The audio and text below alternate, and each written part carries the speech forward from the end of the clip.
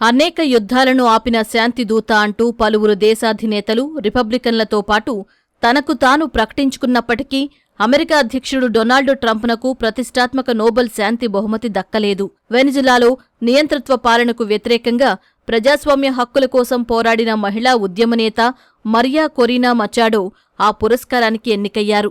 తొలిసారి అధ్యక్ష పగ్గాలు చేపట్టిన దగ్గర్నుంచి ట్రంప్ నోబెల్ శాంతి బహుమతి కోసం ఆశలు పెట్టుకున్నారు. ఇక రెండోసారి అధ్యక్షుడైన తర్వాత తాను ప్రపంచవ్యాప్తంగా 7 యుద్ధాలను ఆపానని చెప్పుకుంటూ తనకు ఆ ప్రైజ్ రావాల్సిందేనని చిన్నపిల్లాడిలా తన కోరికను అనేకసార్లు బహిరంగంగా వ్యక్తపరిచారు. తన వల్ల అనేక యుద్ధాలు ఆగిపోయి వేలాది మంది బతికారని, అయినా తనను నోబెల్ కమిటీ ఈ ప్రైజ్కు ఎంపిక చేయబోదని తెలుసంటూ ట్రంప్ పలుమార్లు వ్యాఖ్యానించడం గమనార్హం. ట్రంపునకు నిరాశ ఎదురవడానికి పలు కారణాలున్నాయి. 2025 అవార్డులకు గాను ఎవరైనా ఫిబ్రవరి 1లోపు ఒక వ్యక్తిని ప్రతిపాదించాలి. అయితే ట్రంప్ను నామినేట్ చేసిన వారంతా ఫిబ్రవరి 1 తర్వాతే చేయడం జరిగింది.